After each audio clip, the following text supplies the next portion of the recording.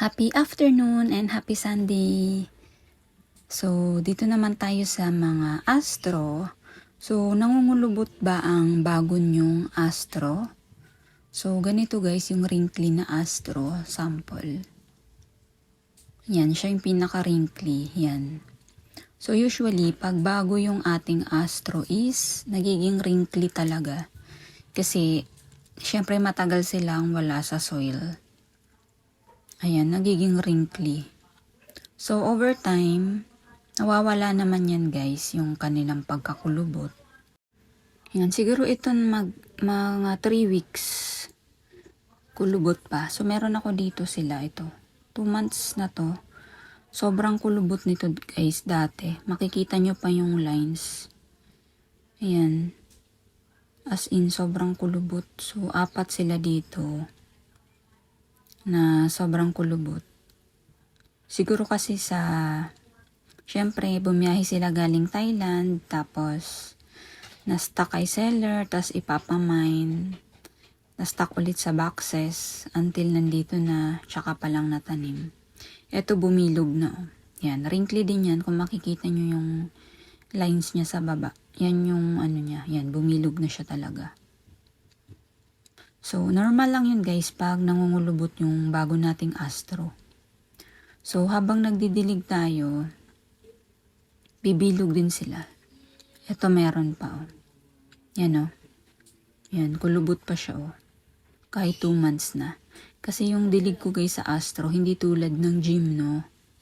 Mas maingat ako sa pagdilig ng astro. Kasi nga daw, pumuputok yung astro. Ito, medyo kulubot pa siya, oh. Ayan, oh. Ayan.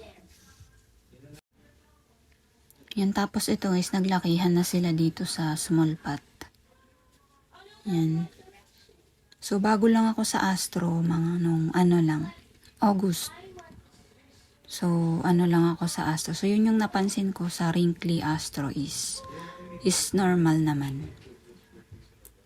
Ayan, so, ito, ireripat ko to. Parang malaki na siya dito. And ito pala, ang naka-compact is, ilalagay ko na sa individual pots kasi ayan. Hindi na maayos yung spacing kasi naglakihan na yung iba. Ayan o. Diba? Ayan, ito yung pots. So, i-repat na natin to. And then, gymno ang ipapalit ko dyan. Yung mga free natin na gymno. Wala kasi akong pots para dun. Ito pala, ang nakahiligan ko ngayon yung V-type. Isa lang meron ako niyang perfect V. Tapos SK pa to, super cabo to na V-type. Yan o, mahal pala mga V-type. So, ito, kapresyo lang din naman niya yung mga SK na nabili ko noon. Ito din. Ito may pagka-V siya, pero hindi siya talaga V na V. Ayan o. Hindi proportion yung pagka-V niya. Ayan. So, yun ang hinahanap ko ngayon sa astro naman, yung mga V-type. Ayan. So, dalawa lang yung V ko na astro. Ayan sila. Ayan. Nakabili na rin ako guys ng potting mix. Kasi wala na tayong potting mix. Yan yung CNS mix ko guys. Sa plant culture ko na lang binili yung basic mix for CNS. Tapos yung Ramgo naman sa grocery lang. So ayan, mas mabato guys ang mix ko sa astro. So pag natanim ko na yung astro, tsaka ko dagdagan ng Ramgo para pwede na sa gym no. So si astro kasi is mas maano sa water. Mas maselan siya sa tubig.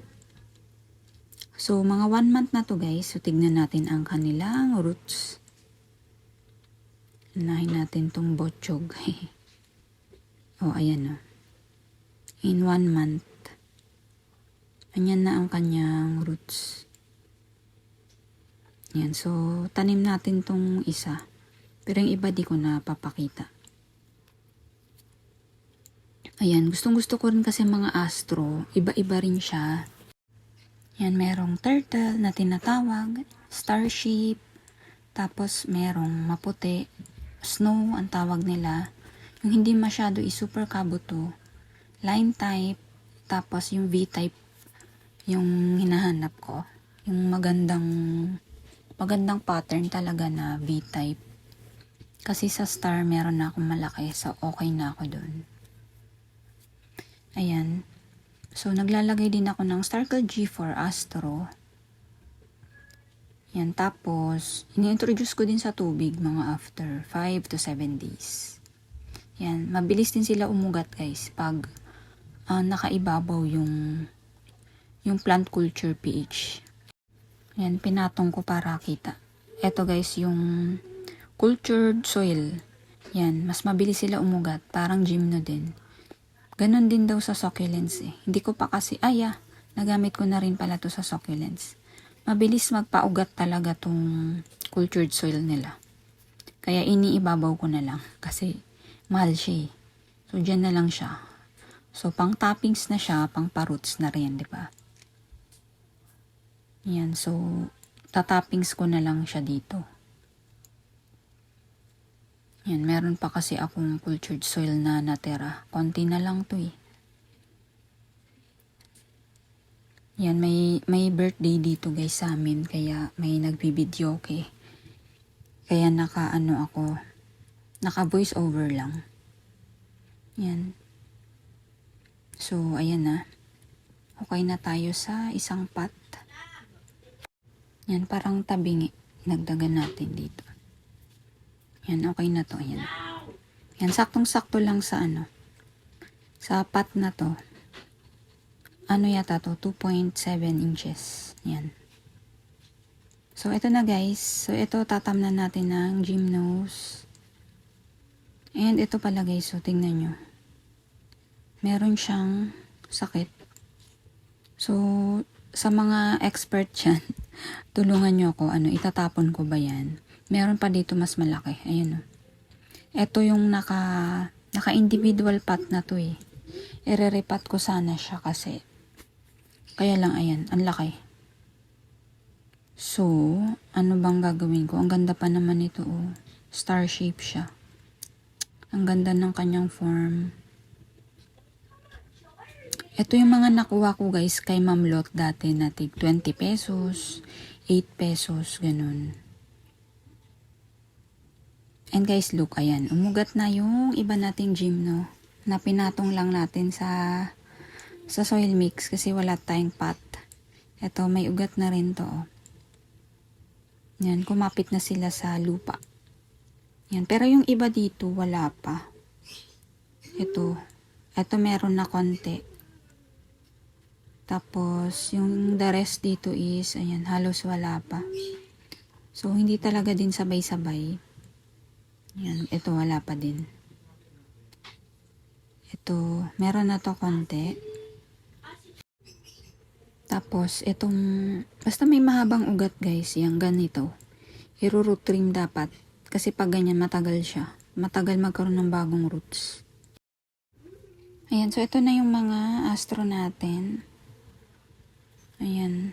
Tapos, meron pa ako dito sa kabila. Andito yung mga turtle ko. 3 lang naman yan. Ayan sila. Yung maliliit, ayun.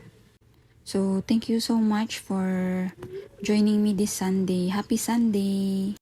And enjoy the rest of the week. Ingat! Bye!